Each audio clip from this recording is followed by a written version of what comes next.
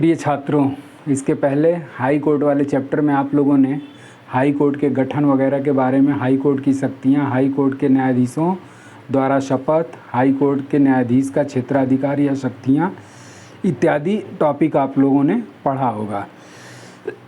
अब उसके बाद से जो इसमें टॉपिक बचा हुआ है वो है आपके भारत के सभी उच्च न्यायालय। अब इस भारत के सभी उच्च न्यायालय का पहले तो हमने 12 आपके सामने लिख दिया है, बाकी भारत में कुल उच्च न्यायालयों की संख्या 25 है। और इस 25 में जैसा कि हमने शुरू के चैप्टर में ही बताया था कि आर्टिकल अनुच्छेद 214 के अनुसार प्रत्येक राज्य का एक उच्च न्यायालय होगा, किंतु 2 या 2 से अधिक राज्यों को मिलाकर एक उच्च न्यायालय की स्थापना की जा सकती है, जिसका वर्णन आर्टिकल 231 में दिया गया है। तो इस तरीके से आपका भारत में कुल राज्यों की संख्या 28 और केंद्र शासित प्रदेशों की संख्या 8 है, तो 28 + 8 = 36। लेकिन वर्तमान में जो भारत में कुल उच्च न्यायालयों की संख्या है वो 25 है, क्योंकि आर्टिकल 231 के तहत ही कुछ राज्य और केंद्र शासित प्रदेशों को मिलाकर किसी अन्य उच्च न्यायालय से उसको संबद्ध कर दिया गया है। अब इसमें आपके सामने ये 12 लिखे हैं, इसके बाद 13 और लिख देंगे। तो इसमें आप लोग पहले इसका स्क्रीनशॉट ले लीजिए। इसमें मैं बताऊंगा कि किस किस टाइप से क्वेश्चन आपकी परीक्षाओं में पूछे जाते हैं। अब इसमें भारत में सबसे पहले उच्च न्यायालय की स्थापना आपका कलकत्ता, बम्बई और मद्रास में की गई थी। ये क्वेश्चन अक्सर आता है कि कलकत्ता, बम्बई, मद्रास में उच्च न्यायालय की स्थापना किस वर्ष की गई। तो ये जो आपका तीनों है, ये आपका तीनों उच्च न्यायालय की स्थापना 1862 में की गई थी। चूँकि लॉर्ड कैनिंग के शासनकाल में 1861 में उच्च न्यायालय, इंडियन हाई कोर्ट, भारतीय उच्च न्यायालय अधिनियम 1861 में आया था, और उसी इंडियन हाई कोर्ट एक्ट 1861 के तहत आपका 1862 में ये 3 उच्च न्यायालय की स्थापना की गई। तो पहला क्वेश्चन आपका ये इस पे बन जाता है। दूसरा क्वेश्चन, इस उच्च न्यायालय के अधिकार क्षेत्र कहाँ कहाँ हैं, ये मुख्य रूप से कहाँ स्थित है, और इसकी खंडपीठ कहाँ कहाँ स्थित है। तो खंडपीठ का मतलब होता है ब्रांच या शाखा, ठीक। तो इसमें आप लोग एक चीज़ तो ये ध्यान रखिएगा कि पहला क्वेश्चन कि कलकत्ता, बम्बई, मद्रास उच्च न्यायालय की स्थापना किस वर्ष हुई, और जितने भी उच्च न्यायालय हमने लिखा हुआ है उन सभी उच्च न्यायालय का क्षेत्राधिकार जरूर देख लीजिएगा, क्योंकि क्वेश्चन इस तरीके से भी पूछ देता है कि पुडुचेरी राज्य का क्षेत्राधिकार किस उच्च न्यायालय पर संबंधित है। तो फिर उस कंडीशन में पुडुचेरी किस उच्च न्यायालय के अंतर्गत शामिल किया गया है, तो मद्रास हाई कोर्ट के अंतर्गत शामिल किया गया है। दूसरा क्वेश्चन, तीसरा आपका बन जाता है कि इलाहाबाद उच्च न्यायालय की खंडपीठ कहाँ कार्यरत है। तो खंडपीठ से भी रिलेटेड क्वेश्चन, कहाँ स्थित है, और उसके बाद से इसके अधिकार क्षेत्र, मतलब कुल मिलाकर के लगभग इस पे 5 क्वेश्चन पुटअप होते हैं। अब आपका चूँकि यूपी से रिलेटेड जो भी स्टूडेंट है उसका यूपी का जीके के अंतर्गत ये भी क्वेश्चन आ जाता है कि इलाहाबाद उच्च न्यायालय की स्थापना किस वर्ष की गई थी। तो ये आपका आंसर हो जाएगा 1866 में। या फिर उसके बाद क्वेश्चन ये पूछ देता है कि भारत के चौथे उच्च न्यायालय की स्थापना कहाँ पर की गई। तो चौथे उच्च न्यायालय की स्थापना इलाहाबाद में की गई, और ये उत्तर प्रदेश राज्य पर अपना क्षेत्राधिकार रखता है, जो कि प्रयागराज में स्थित है, और इसकी खंडपीठ कहाँ पर है, लखनऊ में स्थित है। तो ये 5 तरीके के क्वेश्चन आप लोग, फिर से मैं एक बार रिपीट कर दे रहा हूँ, इसको ध्यान दीजिएगा। पहला क्वेश्चन कि कलकत्ता, बम्बई, मद्रास उच्च न्यायालय की स्थापना किस वर्ष की गई, भारत के चौथे उच्च न्यायालय की स्थापना किस वर्ष की गई, या भारत का चौथा उच्च न्यायालय कहाँ पर स्थापित किया गया। तो आपका इलाहाबाद हाई कोर्ट। और ये जो इलाहाबाद हाई कोर्ट है ये न्यायाधीशों की संख्या की दृष्टि से भारत का सबसे बड़ा उच्च न्यायालय माना जाता है, और इसमें न्यायाधीशों की कुल संख्या 160 निर्धारित है। अब बाकी चीज़ें आप लोग अपने से इसको देख लीजिएगा, इसको रट लीजिएगा। जितना हमने बताया कि 5 प्रकार के क्वेश्चन आते हैं और ये 5 प्रकार के क्वेश्चन इसी से आपके संबंधित होते हैं। और बाकी आपका 13 उच्च न्यायालय का भी मैं लिख दे रहा हूँ, उसका स्क्रीनशॉट ले लीजिए। खंडपीठ वगैरह ज़रूर देखिएगा। ये कोहिमा, आइजोल और इटावा ना होकर के ईटानगर होगा, ये मिस्टेक हो गया है। कोहिमा, आइजोल और ईटानगर, ईटानगर। तो बाकी आपके 13 उच्च न्यायालय मैं आपके सामने प्रस्तुत करूंगा, उसका भी स्क्रीनशॉट लेकर के, और यही 5 प्रकार के क्वेश्चन को आप तैयार कर लीजिएगा। इसके बाद 2, 4, 5 क्वेश्चन और भी व्यवहारिक रूप से हाई कोर्ट से आता है, जिसको मैं इसी वीडियो में आपको कंप्लीट करूंगा। बाकी 12 आप हाई कोर्ट के बारे में आप लोगों ने देख लिया। अब ये आपका 12 के बाद से 13 से लेकर के 25 तक 25 उच्च न्यायालय का स्क्रीनशॉट आप लोग ले लीजिए।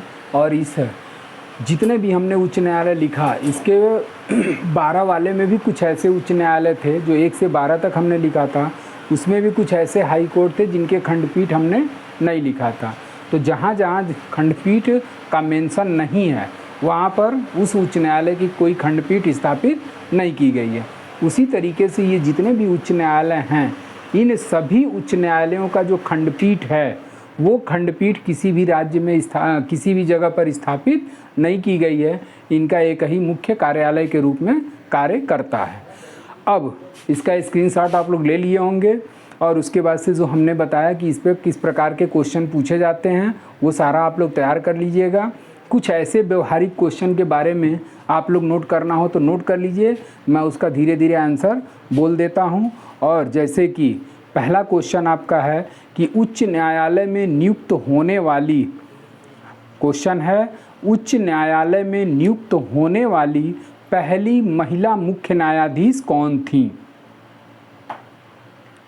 तो आपका उच्च न्यायालय में नियुक्त होने वाली पहली महिला मुख्य न्यायाधीश लीला सेठ बनी थी।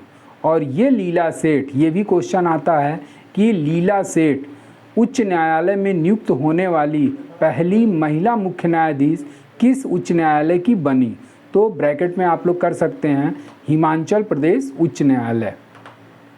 क्वेश्चन एक बार मैं फिर से रिपीट कर दे रहा हूँ कि उच्च न्यायालय में नियुक्त होने वाली पहली महिला न्यायाधीश कौन थी? तो वो आपकी लीला सेठ, किस हाई कोर्ट की? तो हिमाचल प्रदेश उच्च न्यायालय की। दूसरा क्वेश्चन ये पूछता है कि उच्च न्यायालय में नियुक्त होने वाली पहली महिला न्यायाधीश कौन थी? तो उच्च न्यायालय में नियुक्त होने वाली पहली महिला न्यायाधीश अन्ना चंडी थी। और ये अन्ना चंडी किस उच्च न्यायालय की न्यायाधीश के रूप में नियुक्त हुई थी? तो केरल उच्च न्यायालय। उसके बाद तीसरा क्वेश्चन कि भारत के किस किस केंद्र शासित प्रदेशों में उच्च न्यायालय कार्यरत है? तो आपका भारत के 2 ऐसे केंद्र शासित प्रदेश हैं जिनका अपना खुद का उच्च न्यायालय है। एक आपका दिल्ली हाई कोर्ट और दूसरा है आपका जम्मू कश्मीर हाई कोर्ट। 2019 के पहले भारत के एक ही केंद्र शासित प्रदेश का अपना खुद का उच्च न्यायालय था, और वो आपका था दिल्ली हाई कोर्ट। जबकि 2019 में जब जम्मू कश्मीर को यूटी क्षेत्र, यूनियन टेरिटरी या केंद्र शासित प्रदेश के रूप में घोषित कर दिया गया, तो अब वर्तमान में दिल्ली तथा जम्मू कश्मीर केंद्र शासित प्रदेश के अपने खुद उच्च न्यायालय हैं। बाकी जो आपके 6 केंद्र शासित प्रदेश बचे, उनका अपना खुद का उच्च न्यायालय न हो करके किसी अन्य राज्य के उच्च न्यायालय से उनको अटैच कर दिया गया है। अगला क्वेश्चन आपके सामने कि न्यायाधीशों की संख्या की दृष्टि से, न्यायाधीशों की संख्या की दृष्टि से भारत का सबसे बड़ा उच्च न्यायालय कौन सा है? तो न्यायाधीशों की संख्या की दृष्टि से भारत का सबसे बड़ा उच्च न्यायालय इलाहाबाद उच्च न्यायालय है, जिसमें वर्तमान में स्वीकृत न्यायाधीशों की कुल संख्या 160 है। और ये क्वेश्चन आपका यूपी स्पेशल के कई परीक्षाओं में या यूपी के कई परीक्षाओं में ये क्वेश्चन आ भी चुका है कि इलाहाबाद उच्च न्यायालय में स्वीकृत न्यायाधीशों की कुल संख्या कितनी है? तो 160। अगला क्वेश्चन, स्वतंत्रता प्राप्ति के पश्चात स्वतंत्रता प्राप्ति के पश्चात स्थापित भारत का पहला उच्च न्यायालय कौन सा है? तो स्वतंत्रता प्राप्ति के पश्चात जो प्रथम उच्च न्यायालय की स्थापना की गई वो है आपका ओडिशा उच्च न्यायालय। और इस ओडिशा उच्च न्यायालय की स्थापना 1948 में की गई। यानी कि स्वतंत्रता प्राप्ति के पश्चात सबसे पहले ओडिशा उच्च न्यायालय की स्थापना की गई थी इस 1948 में। इसके पहले आज़ाद भारत में सभी उच्च न्यायालय की स्थापना, कुछ उच्च न्यायालय की स्थापना आज़ाद भारत के समय न होकर के आपका ब्रिटिश सरकार के समय में ही उसको स्थापित किया गया था। जैसा कि इसके पहले वाले में हमने बताया कि लॉर्ड कैनिंग के शासनकाल में इंडियन हाई कोर्ट एक्ट आया और उसी इंडियन हाई कोर्ट एक्ट के तहत 1862 में कलकत्ता, बम्बई, मद्रास में उच्च न्यायालय की स्थापना की गई। 1866 में इलाहाबाद उच्च न्यायालय की स्थापना की गई। तो स्वतंत्रता प्राप्ति के पश्चात जो पहले उच्च न्यायालय की स्थापना की गई वो आपका आंसर क्या हो जाएगा? ओडिशा उच्च न्यायालय 1948। अगला क्वेश्चन, बल्कि इसको आप लोग थोड़ा सा नोट ही कर लीजिएगा। क्वेश्चन ये है कि भारत के कुल कितने उच्च न्यायालय? क्वेश्चन ये है कि भारत के कुल कितने उच्च न्यायालय,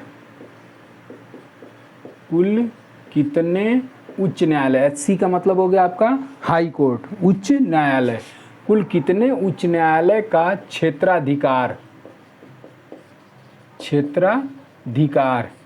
एक से अधिक उच्च न्यायालय, एक से अधिक राज्यों पर है, एक से अधिक राज्यों पर है।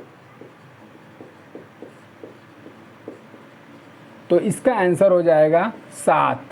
7 ऐसे उच्च न्यायालय हैं जिनका क्षेत्राधिकार एक से अधिक राज्यों पर है। और उसका आंसर क्या होगा? तो आंसर में आप 7 का नाम आपको जानना बहुत ज़रूरी होगा।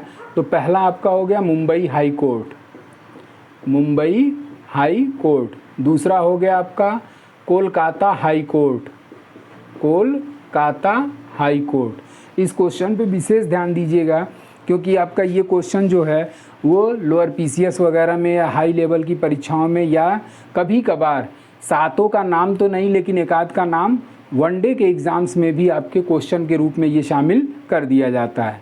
तो Mumbai high court, Kolkata high court, Chennai high court, Chennai high court, Guwahati high court. अब गुवाहाटी हाई कोर्ट के संबंध में थोड़ा सा हम लोग चलते हैं बैकग्राउंड पे। ये जो गुवाहाटी हाई कोर्ट था, ये गुवाहाटी हाई कोर्ट 2013 के पूर्व ये 7 राज्यों पर अपना क्षेत्राधिकार अकेले रखता था, 7 राज्यों पर क्षेत्राधिकार। और वो 7 राज्य कौन कौन से थे?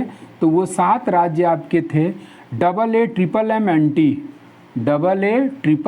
AA, यानी कि इसमें 7 अल्फ़ाबेटिकल अक्षर और उस 7 अल्फ़ाबेटिकल अक्षर से 7 राज्यों का नाम निकल आएगा। और इसी 7 राज्यों को आज के समय में 7 सिस्टर्स के नाम से भी जाना जाता है। अब इसमें A for Assam, A for Arunachal, M for Meghalaya, Mizoram, Manipur, Nagaland और त्रिपुरा। तो ये पोजीशन कब की है? तो ये 2013 के पूर्व की है। और 2013 के बाद इसमें से 3 राज्यों के लिए नए उच्च न्यायालय का गठन किया गया। और ये आपके सामने लिखा हुआ है कि ये तीनों आपका मेघालय, मणिपुर और त्रिपुरा, इन तीनों राज्यों को निकाल करके गुवाहाटी उच्च न्यायालय के क्षेत्राधिकार से निकाल करके 2013 में इनके लिए सेल्फ उच्च न्यायालय की स्थापना कर दी गई। तो गुवाहाटी वर्तमान में कितने उच्च न्यायालय का क्षेत्राधिकार रखता है? तो 4 राज्यों का क्षेत्राधिकार रखता है। उसके बाद चेन्नई के बाद से अगला कौन सा आ जाएगा? तो अगला आ जाएगा आपका केरल उच्च न्यायालय, केरल उच्च न्यायालय। फिर अगला इसमें कौन सा शामिल हो जाएगा? तो पंजाब हरियाणा हाई कोर्ट। और उसके बाद से लास्ट आपका आ गया जम्मू कश्मीर उच्च न्यायालय, जिसका कि अभी हाल फिलहाल में गठन ना होकर के हाल फिलहाल में UT क्षेत्र के रूप में घोषित किया गया। और इसी यूटी क्षेत्र में लद्दाख को भी शामिल किया गया। तो इस तरीके से जम्मू कश्मीर और लद्दाख पर ये अपना क्षेत्राधिकार रखता है। तो एक से अधिक राज्यों, मतलब कितने ऐसे राज्य हैं जिनका एक से अधिक राज्यों पर क्षेत्राधिकार है, तो आपका मुंबई, कोलकाता, चेन्नई, गुवाहाटी, केरल, पंजाब हरियाणा और जम्मू कश्मीर। तो इस तरीके से ये 5 व्यवहारिक क्वेश्चन हुए। अब अगला क्वेश्चन ये है कि कौन सा न्यायालय जिले का सबसे बड़ा फौजदारी न्यायालय है। तो जिले का जो सबसे बड़ा फौजदारी न्यायालय माना जाता है उसे सत्र न्यायालय के रूप में जाना जाता है। सत्र न्यायालय को इंग्लिश में सेशन कोर्ट के नाम से जाना जाता है, जो जिले का सबसे बड़ा फौजदारी न्यायालय के रूप में काम करता है। एक क्वेश्चन और जो कि यूपी लेखपाल वगैरह में पूछने की संभावना बन सकती है कि राज्य का सबसे बड़ा राजस्व न्यायालय को किस नाम से जाना जाता है। तो राज्य के सबसे बड़े राजस्व न्यायालय को राजस्व मंडल के नाम से जाना जाता है। तो इस तरीके से ये आपका हाई कोर्ट का चैप्टर ख़त्म हुआ।